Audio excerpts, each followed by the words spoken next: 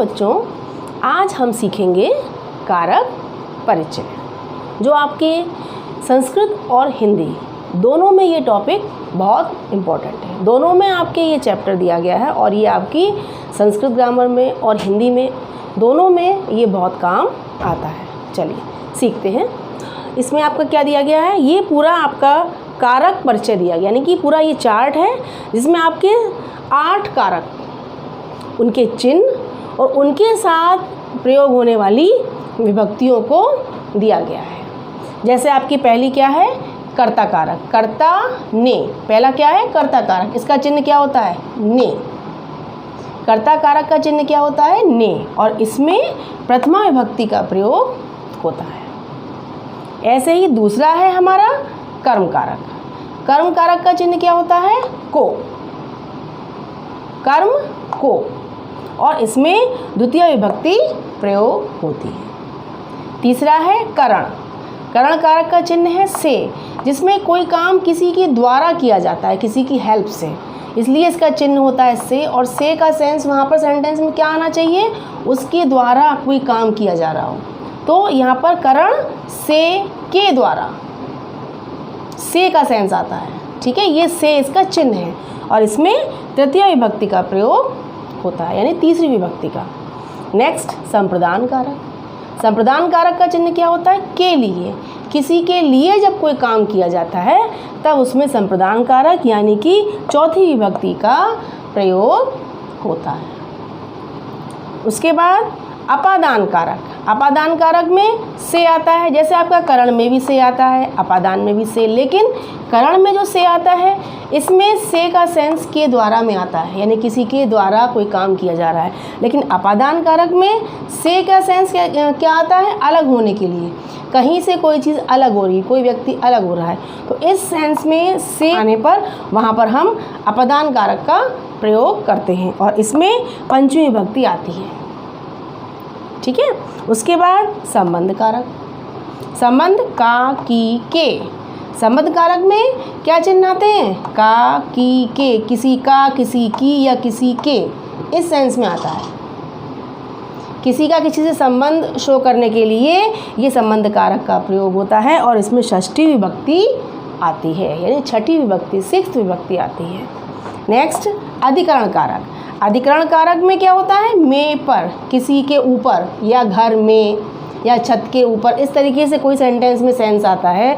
जब ये चिन्ह आते हैं में या पर, तब अधिकरण कारक होता है और इसमें सप्तमी विभक्ति का यानी कि 7वीं विभक्ति का प्रयोग होता है। अब आपका लास्ट है संबोधन। संबोधन में क्या होता है, संबोधन कारक में हे, भो, हरे, यानी कि जब हम किसी को नाम लेके बुलाते हैं, किसी को कॉल करते हैं, किसी को संबोधित करते हैं, तब ये संबोधन कारक का प्रयोग होता है। इसमें संस्कृत में उसके नाम के पहले हे, भो या अरे यूज़ किया जाता है और उसमें कौन सी, आपकी 8वीं यानी संबोधन का यूज़ होता है। इस तरीके से ये आपके क्या हैं, आपके कारक हैं पूरे, कर्ता ने, कर्म को, करण से, संप्रदान के लिए, अपादान से अलग होने के लिए, संबंध का, की, के, अधिकरण में पर, संबोधन हे, भो, अरे। जब किसी सेंटेंस में इन कारकों के हिसाब से चिन्ह शो होते हैं तब हम इन विभक्तियों का प्रयोग करते हैं शब्द रूपों में, और इन विभक्तियों का प्रयोग हम किस में करते हैं, शब्द रूपों में। अब आप कहेंगे शब्द रूप क्या होते हैं, शब्द रूप संज्ञा या सर्वनाम में इस्तेमाल किए जाते हैं, प्रयोग किए जाते हैं। नाउन या प्रोनाउन, संस्कृत में किसी का नाम है, संज्ञा है या फिर सर्वनाम है, जब उसको हमें सेंटेंस में इन कारकों के हिसाब से यूज़ करना है, उनको प्रयोग करना है, तब हम इन विभक्तियों का प्रयोग करते हैं, इनके रूप चलते हैं।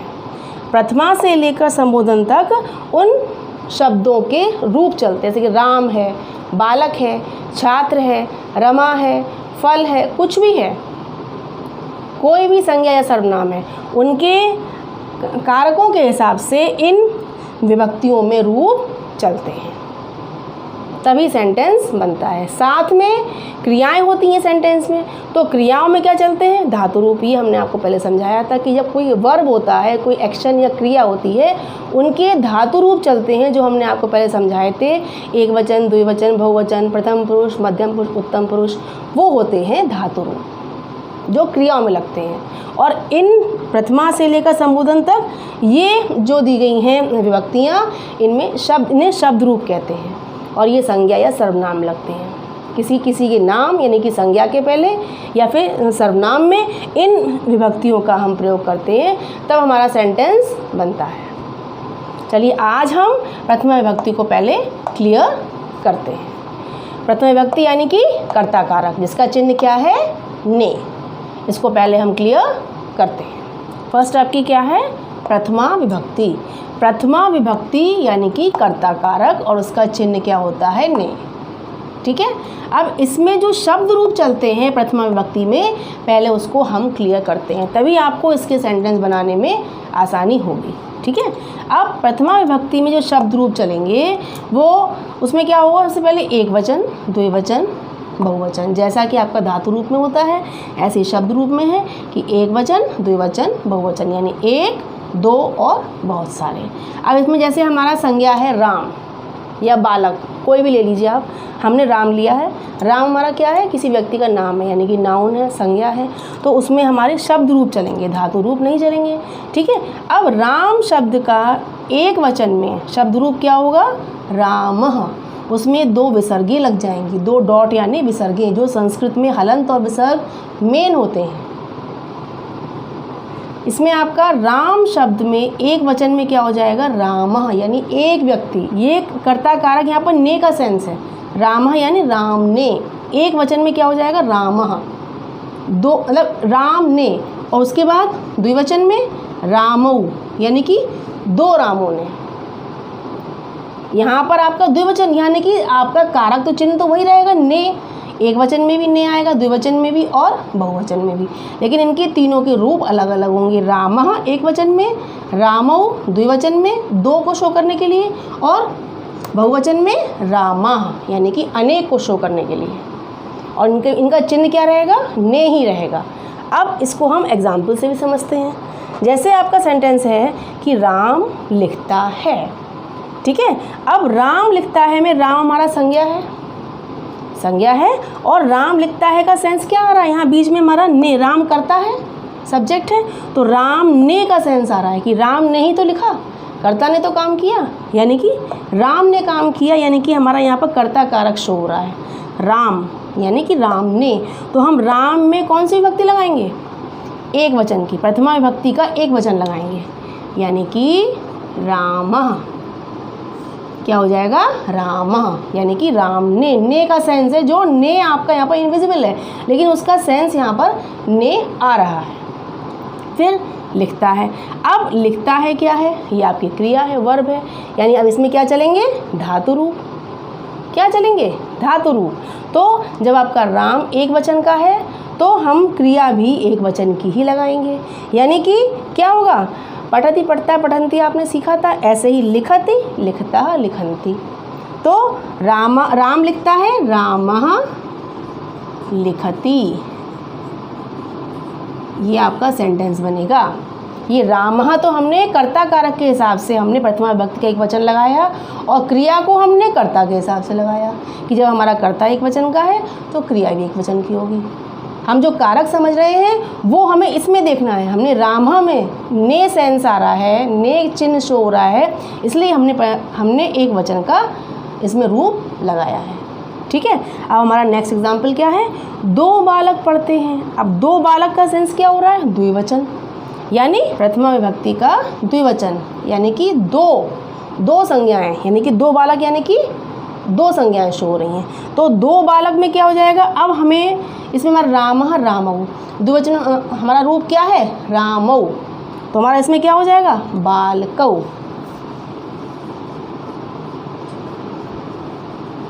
जैसे रामऊ होगा ऐसे ही क्या होगा, बालकऊ। दो बालक का हमारा शब्द क्या बन गया संस्कृत में, बालकऊ, यानी कि हमारा प्रथमा विभक्ति का द्विवचन लग गया बालकऊ। उसके बाद पढ़ते हैं। अब पढ़ते हैं हमारा क्रिया है, यानी कि पढ़ धातु लगाएंगे, लेकिन जब हमारा द्विवचन की यहाँ पर कर्ता लगा हुआ है तो हम क्रिया भी द्विवचन की ही लगाएंगे, यानी कि पठति, पठतः, पठन्ति। पठता द्विवचन का होता है, ठीक है। तो बालकौ पठतः, 2 बालक पढ़ते हैं। इसमें भी ने का ही सेंस आ रहा कि 2 बालकों ने पढ़ा। चिन्ह कौन सा शो हो रहा है? ने, कर्ता ने, 2 बालकों ने कोई काम किया है, इसलिए यहाँ पर ने चिन्ह शो हो रहा है। तो हमने इसमें द्विवचन होने की वजह से हमारा रामौ है, वैसे ही बालकौ हो जाएगा, वैसे ही छात्रौ हो जाएगा। हर संज्ञा सर्वनाम में ऐसे ही रूप चलेंगे, ठीक है। 2 बालक पढ़ते हैं, बालकौ पठतः। अब हमारा थर्ड एग्जाम्पल क्या है? सैनिक रक्षा करते हैं, यानी कि है में आपकी अंक की बिंदु है, यानी क्या शो हो रहा है? अनेक सैनिक, यानी कि बहुवचन।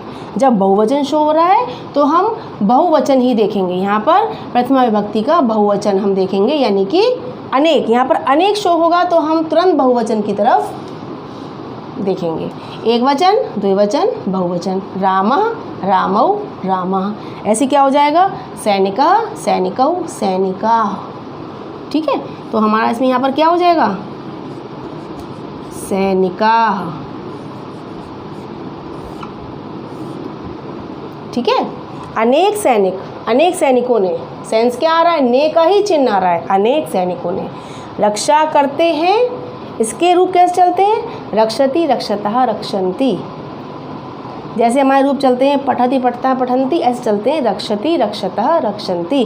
जब हमारा अनेक है, सैनिक अनेक हैं, तो हम रक्षा करते हैं में भी हम क्या लगाएंगे?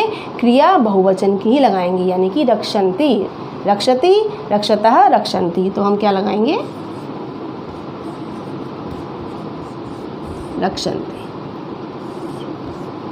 सैनिकाः रक्षन्ति, अनेक सैनिक रक्षा करते। इस तरीके से अब यहाँ पर क्लियर हो गया कि राम लिखता है, एक वचन का है राम, तो हमने रामः एक वचन का शब्द रूप यूज़ किया और एक वचन की क्रिया लगाई, रामः लिखति। नेक्स्ट 2 बालक पढ़ते हैं। 2 बालक में हमारा द्विवचन है तो हमने बालकौ, यानी कि रामौ है तो हमने बालकौ का यूज़ किया। उसके बाद हमने क्रिया भी द्विवचन की लगाई, पठति, पठतः, पठता द्विवचन का है, 2 बालक पढ़ते हैं, ठीक है। हमारा लास्ट एग्जाम्पल क्या है? सैनिक रक्षा करते हैं। अब रक्षा करते हैं सैनिक, यानी कि सैनिक अनेक हुए, एक तो नहीं। जो अनेक हैं तो हम देखेंगे तुरंत बहुवचन। तो इसमें हमारा रूप क्या है? रामः, रामः, रामौ, रामाः। तो हम क्या कर देंगे? सैनिकाः। उसके बाद रक्षा करते हैं, इसमें रूप चलते हैं रक्षति, रक्षतः, रक्षन्ति। तो जब हमारा कर्ता बहुवचन का है तो हमारी क्रिया भी बहुवचन की होगी, यानी कि रक्षन्ति, रक्षति, रक्षतः, रक्षन्ति। तो हमारा क्या आ जाएगा? रक्षन्ति, सैनिका रक्षन्ति। इस तरीके से आज हमने कारक परिचय में आज क्या सीखा? पहले तो हमने कारक परिचय पूरा हमने जाना, उनके चिन्ह समझे। उसके बाद हमने आज सबसे पहले प्रथमा विभक्ति को क्लियर किया है। इसके बाद हम आपको और विभक्तियों को भी सीरीज़ में क्लियर करेंगे।